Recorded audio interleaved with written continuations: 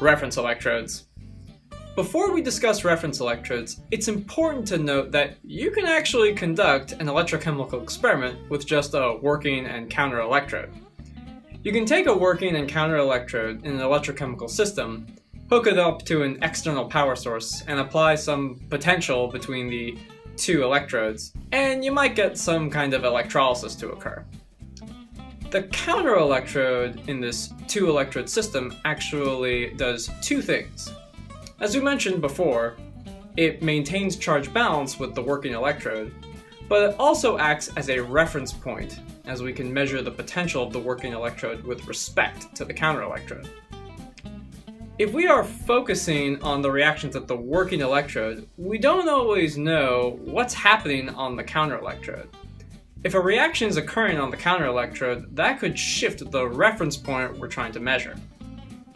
Imagine you're in a wave pool and you're trying to measure the height of a wave while you're also on another wave.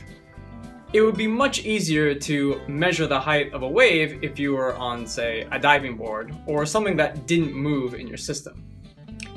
If we look at a current versus potential curve for the counter electrode, we're looking at how does the potential change as a function of the current that passes through it. If the potential changes dramatically as a function of current, then it's very difficult to accurately know what the potential at the working electrode is because the reference point is constantly changing.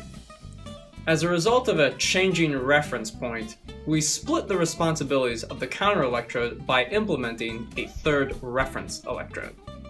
The counter electrode still maintains charge balance, but our new reference electrode acts as a stable reference point in solution, and we can choose a reference electrode where the current versus potential curve looks a little more like this, where passing current doesn't cause much change in the potential. We want the reference potential to stay at a well-defined potential, and the potential of the reference electrode is a function of the surrounding electrolyte solution. As such, most reference electrodes have a slightly different construction than the working and counter electrodes.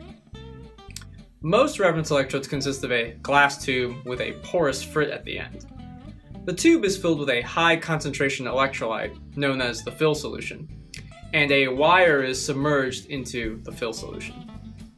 The potential of an electrode is a function of the activity of species around it. The wire inside the reference electrode is only exposed to a high concentration electrolyte.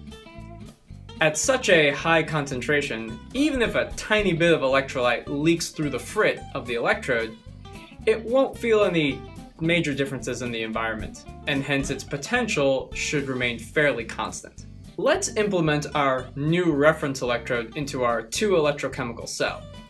If we apply a potential between the working and counter electrode, and measure the potential between the reference electrode and the working electrode using the voltmeter, we can attribute any changes in the measured potential to the working electrode, as we know that the potential of the reference electrode remains virtually constant during the course of an experiment. When electrochemists cite a potential of the working electrode, it's always with respect to a reference electrode. This concludes our discussion on reference electrodes. In the next section, we'll be talking about screen-printed electrodes. I'll see you soon.